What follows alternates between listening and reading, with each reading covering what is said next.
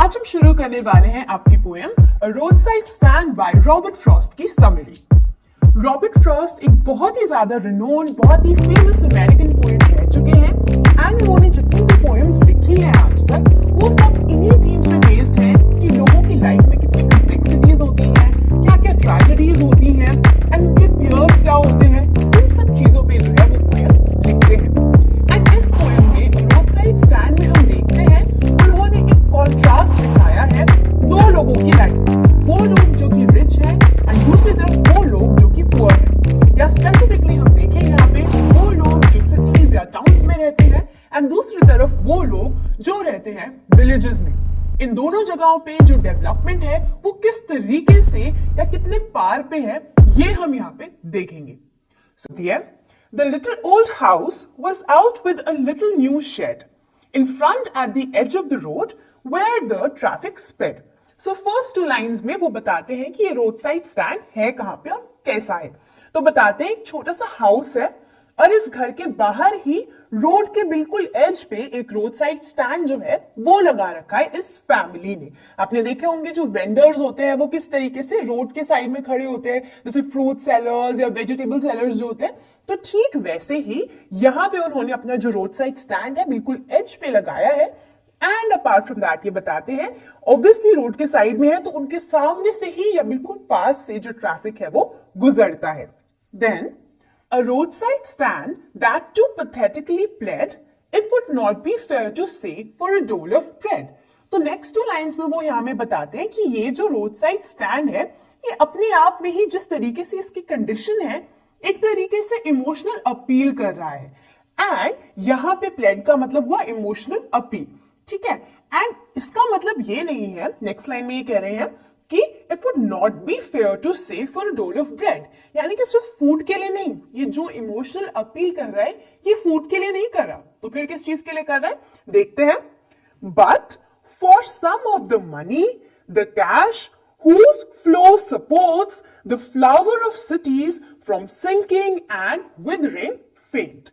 तो यहां पे वो कह रहे हैं कि यहाँ पे वो भीख नहीं मांग रहा कि हाँ कोई आए और हमें खाना दे के चले जाए, बट ये उस पैसे के लिए ये जो सामान है उन्होंने यहाँ पे लगा रखा है, ये रोड साइड स्टैंड यहाँ पे लगा रखा है उस पैसे के लिए जो कि सिटी पीपल के पास है, उस पैसे की वजह से जिससे जो सिटीज के जो फ्लावर्स हैं या सिटीज के जो कलर्स हैं वो अलाइव रहते हैं, वो कभी भी फेड नहीं रहते। तो यहाँ पे इसका मेटाफोरिकली अगर मतलब हम देखें कि the flower of cities from sinking and withering fed, इसका मतलब ये हुआ कि जब आपके पास पैसा है तो बहुत सारी चीजें जो है आप खरीद सकते हो, there is colour in your life.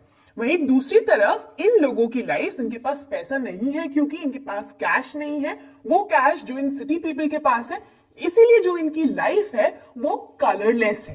एक तरीके से आप इसको ऐसे समझ सकते हो। तो यहाँ पे अगेन एक कॉन्ट्रास्ट दिखाया है, तो इससे हम ये समझते हैं विदरिंग मतलब जो बहुत धीरे धीरे फेड होता जा रहा है, खत्म होता जा रहा है, ठीक है। अब next line, the polished traffic passed with a mind ahead, or if ever aside a moment, then out of sorts, at having the landscape marred with the artless paint. अब यहां पे वो क्या कह रहे हैं कि ये जो पॉलिश्ड ट्रैफिक है, अब यहां पे यूज करा गया है ट्रांसफर्ड एपिथेट को। अब देखो यूजुअली आप नाउन के साथ एडजेक्टिव को यूज करते हो, है ना, तो यहां पे आप देखते हो कि ट्रैफिक जो है वो कोई नाउन तो नहीं है ना, तो उसके आगे उन्होंने लगा रखा है क्या, उसके आगे लगा रखा है पॉलिश्ड, तो एडजेक्टिव लगा रखा है। तो यहाँ पे पॉलिश्ड ट्रैफिक का मतलब हुआ वो लोग जो कि काफी ज्यादा रिच हैं, जो इकोनॉमिकली अच्छे हैं, है ना, उनके लिए इस वर्ड को यूज किया गया। तो ये जो पॉलिश्ड ट्रैफिक है या ये जो लोग हैं ये आगे चलते रहते हैं, उनके जो रोड साइड स्टैंड है उससे भी सामने आगे निकल जाते हैं विथ अ माइंड अहेड, मतलब बिना किसी चीज को देखे, बिना उन्हें नोटिस किए वो चलते रहते हैं अपनी ही धुन में, मतलब वो अपनी लाइफ की इन रिचेस में इतने ज्यादा खोए हुए हैं कि दूसरों को वो बॉदर भी नहीं करते देखना। अब क्या कहते हैं वो, और if ever aside a moment, और चलो अगर गलती से कभी वो रुक भी गए तो वो क्या करते हैं, then out of sorts at having the landscape marred with the artless paint। तो वो क्या करते हैं, वो लैंडस्केप को देखते हैं और सोचते हैं लैंडस्केप तो बहुत अच्छा है, लेकिन यहाँ पे ये जो पेंट है, ये जो रोड साइड स्टैंड का, और यहाँ पे जिस तरीके से ये छोटा सा घर है, ये कितने गंदे तरीके से पेंटेड है। तो पहले तो वो उनको नोटिस ही नहीं करते, आगे चले जाते हैं, और कुछ लोग जो उन्हें नोटिस भी करते हैं वो उन्हें क्रिटिसाइज करना शुरू कर देते हैं। तो इस तरीके से वो मीन तरीके से उनके साथ बिहेव करते हैं। तो यहां पे वो यही कह रहे हैं।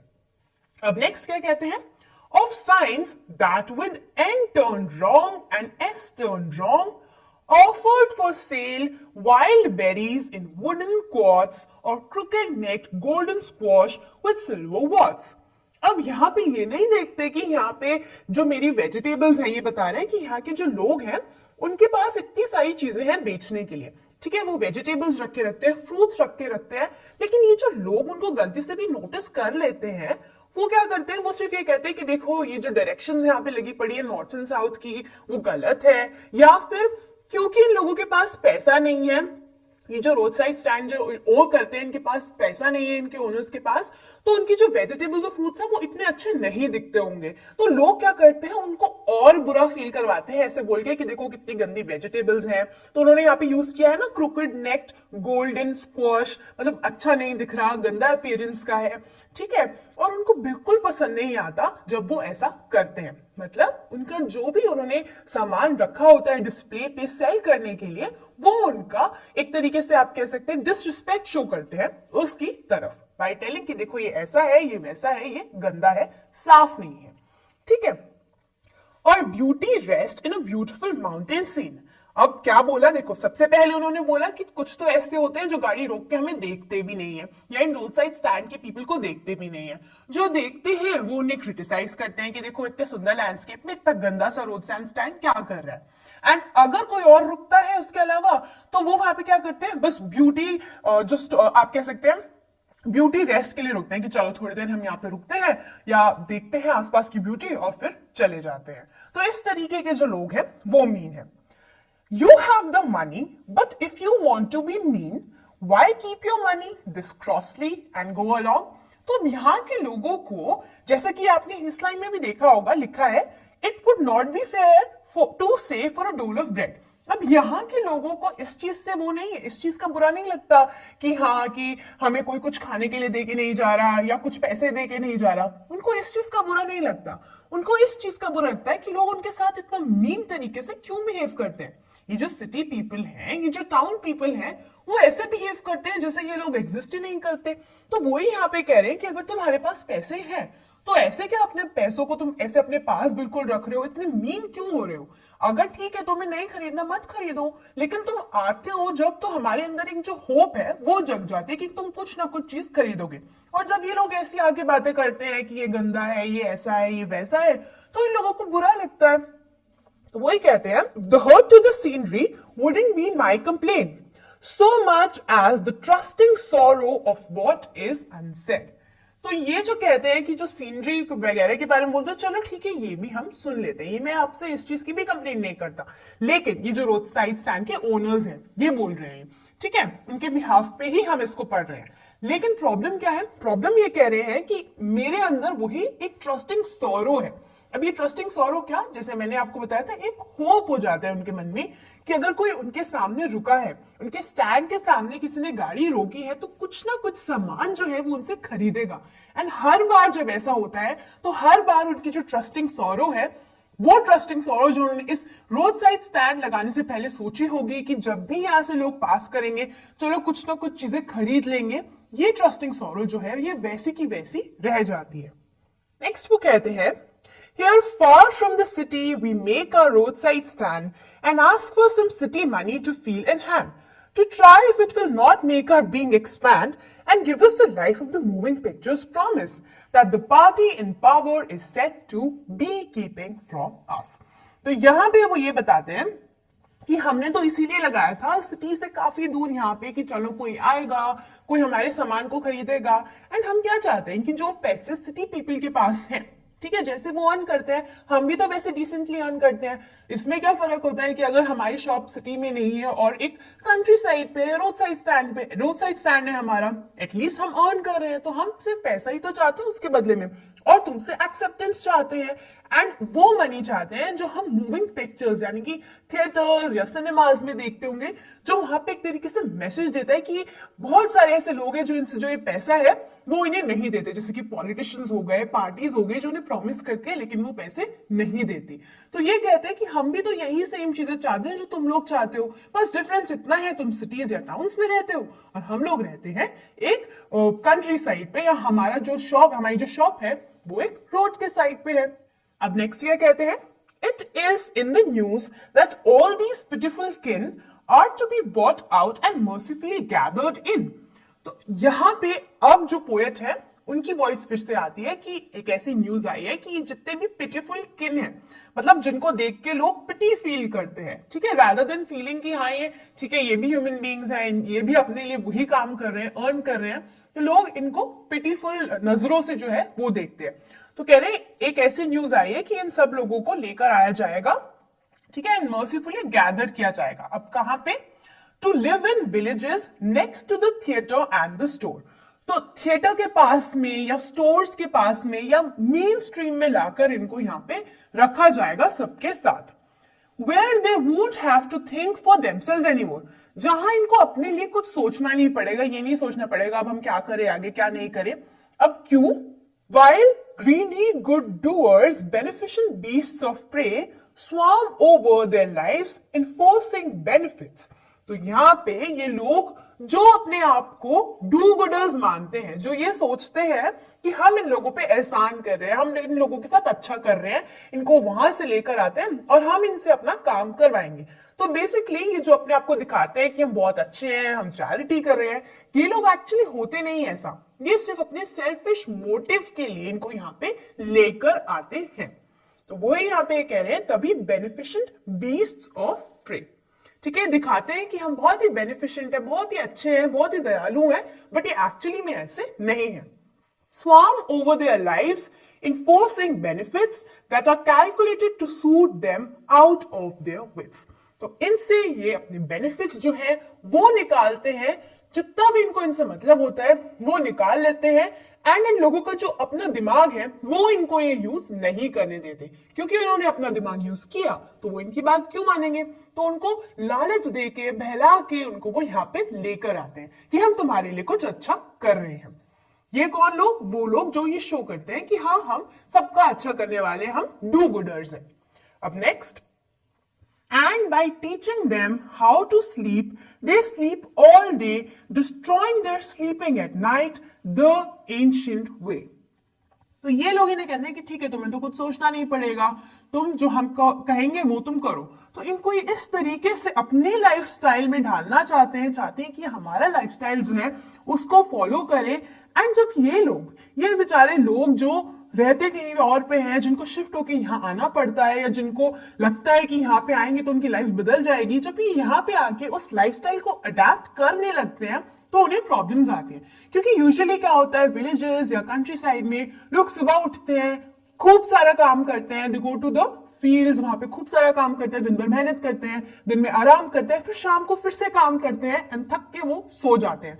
यही उनका एक तरीके का लाइफस्टाइल होता है। लेकिन जब दिन भर उन्हें कुछ ऐसा काम करना ही नहीं पड़ेगा, उनको दिन भर जब वो आराम करेंगे, अपना जो लाइफस्टाइल है उनका बदल चुका है, तो वो रात को सो नहीं पाते क्योंकि उनको नींद ही नहीं आती अगर वो कोई मेहनत नहीं करेंगे तो, है ना। तो इस तरीके से वो इनका लाइफस्टाइल जो है वो कंप्लीटली चेंज कर देते हैं।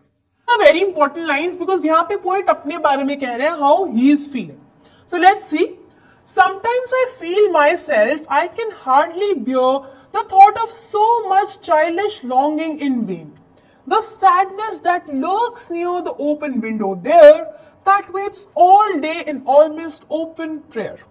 So रॉबर्ट फ्रॉस्ट कहते हैं कि इन लोगों की इस कंडीशन को देख के I feel very bad for them, मुझे बहुत गंदा लगता है, मुझे बहुत बुरा लगता है। एंड ये जो चाइल्डिश लॉन्गिंग है, अब usually what happens, childish longing का मतलब क्या होता है? लॉन्गिंग मतलब कोई आपकी desire that remain unfulfilled when you were a child. से फॉर इंस्टेंस अगर आपको अपने बचपन में कोई टॉय बहुत ज्यादा पसंद था but you could not get it for any reason, right.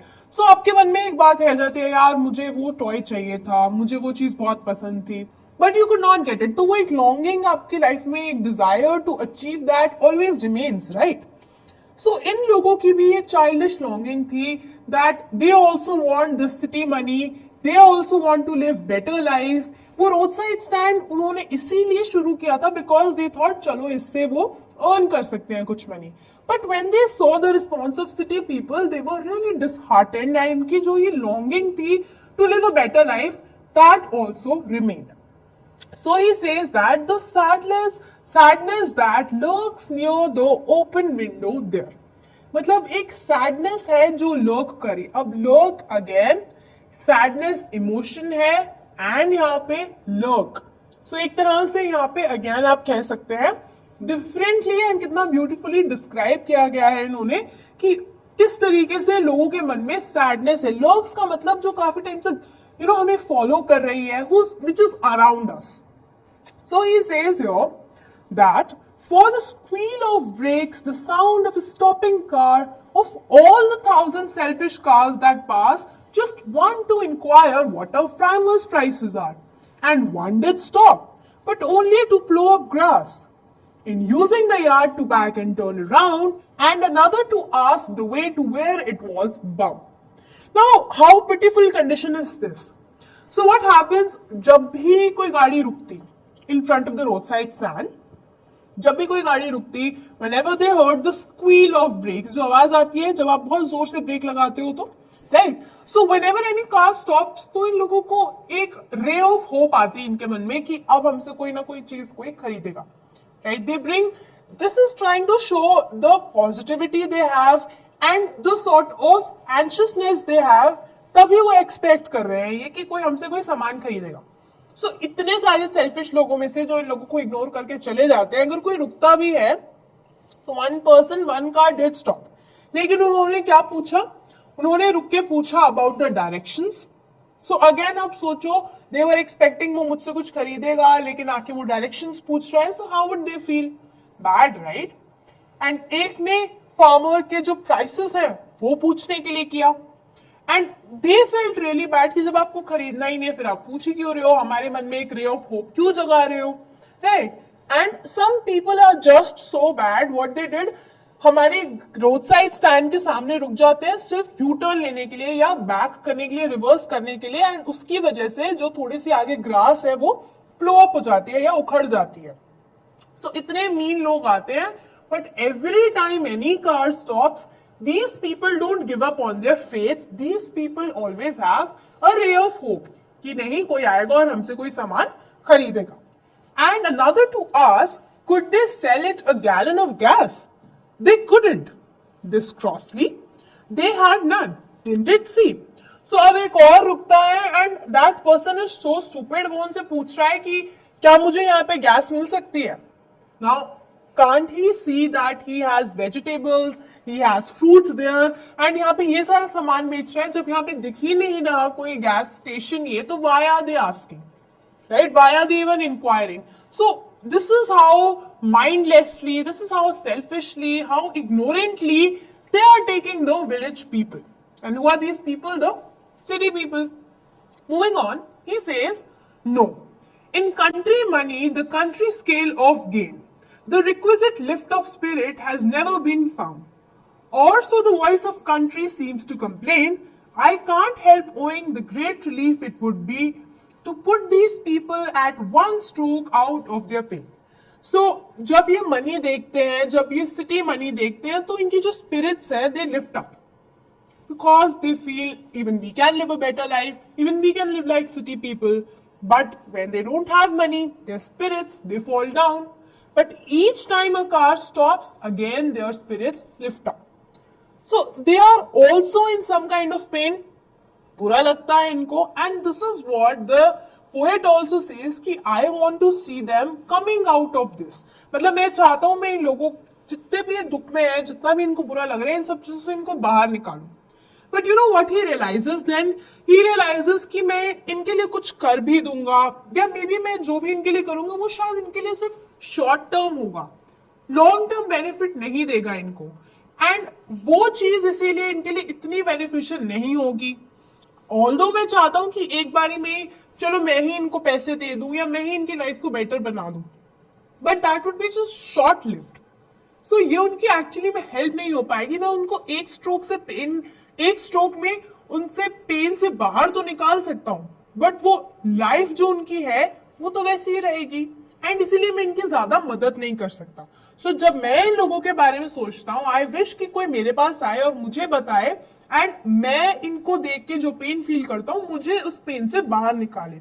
So he says, and the next day as I come back into the scene, I will wonder how I should like you to come to me and offer to put me gently out of my pain. So मैं सोचता हूँ कि मैं उनके बारे में ऐसा सोच रहा हूँ, एंड उनके लिए शॉर्ट लिव्ड होगा। सो ऑब्वियसली सी बात है, जैसा उन्हें लगेगा अगर मैं भी उन लोगों को देख के पेन में हूँ, वो लोग तो पेन में हैं, लेकिन मुझे उनको देख के बुरा लगता है, so I am in also pain. And अगर आप थोड़े टाइम के लिए आके मुझे मनाओगे तो मुझे कैसा लगेगा? थोड़े टाइम के लिए आई बी फाइन, थोड़े टाइम के लिए मुझे लगेगा कि यार ठीक है, ऐसा है वैसा है, मैं भूल जाऊंगा। But then after that again मुझे रियलिटी जब वापस आएगी तो मुझे वैसा ही लगेगा जैसे मुझे पहले लग रहा था। I would feel sad, and same goes for this people. अगर मैं भी इनके पास जाऊंगा और मैं भी इनको इन सारी चीजों से बाहर निकालने की जो बात कर रहा हूं, मैं थोड़ी देर तक कर लूंगा, थोड़ी हेल्प दे दूंगा, बट उसके बाद क्या? When they will come to sane, when they will come to reality, तो क्या? जैसा मुझे फील होगा वैसा ही उन्हें फील होगा। So it's actually not making a big difference. And यहाँ पे वो जो अपनी पोएम है उसको खत्म कर देते हैं। सो इन अ नटशेल हम इस पोएम को, जैसे मैंने आपको स्टार्टिंग में भी बताया, समझते हैं कि रॉबर्ट फ्रॉस्ट बात करते हैं ह्यूमन ट्रेजेडीज की। ह्यूमन की ट्रेजेडीज यानी कि यहाँ पे हम बात कर रहे हैं अबाउट पॉवर्टी। डिफरेंस देख रहे हैं हम सिटी लाइफ में in the village life. Village people want what? Obviously they want money. Other than that they want what? Acceptance. And वो acceptance किससे चाहिए उनको? From the city people. They also want कि अगर कहीं पे भी development हो रही है, so we should be also included in this. हमें भी इस चीज का benefit मिलना चाहिए, and हमें as a citizen ignore नहीं करना चाहिए, right? So what if they are poor? They are not begging. Beg तो नहीं कर रहे वो क्या कर रहे हैं? They are trying to earn money through selling vegetables and fruits. So why are you ignoring them? या आप उनको criticize क्यों कर रहे हो? And this is what this whole poem is talking about. So अगर हम इसके important questions की बात करते हैं, so stanzas जो मैंने आपको बताए थे कि ये particularly important stanza है, जैसे कि beneficent beasts of prey वाला, जहाँ पे मैंने आपको बताया oxymoron और alliteration दोनों यूज किए गए हैं, राइट? सो वो स्टैंजा इंपॉर्टेंट है, तो आपको बताना है कि किस तरीके से इनका फायदा उठाते हैं जो अपने आप को डू गुडर्स कहते हैं, and they do it just because, ताकि उनका सेल्फिश जो मोटिव है वो पूरा हो सके, right? And the next question that may come from this is कि ये चाइल्डिश लॉन्गिंग क्या है? चाइल्डिश लॉन्गिंग अगेन वही, that these people also want money, नहीं मिल पाते, उनकी एक डिजायर बन के रह जाती है। The next question might come कि trusting sorrow क्या है? Trusting sorrow was this कि उन्होंने सोचा कि वो रोड साइड स्टैंड लगाएंगे, लेकिन उन्होंने तो इसीलिए सोचा था कि चलो लोग आएंगे हमसे खरीद लेंगे, कोई गाड़ी यहाँ से जाएगी सामान खरीद लेगा, but that didn't happen. So this is what you have to write. So ये newly included poem है, ज्यादा डिफिकल्ट नहीं है, मैंने आपको इसके सारे के सारे लिटरेरी डिवाइसेस बता दिए, समरी बताई है मैंने आपको इसकी line by line, important words, important stanzas बता दिए, एंड पोएट के बारे में बताया along with theme. So that's all for this video and this poem.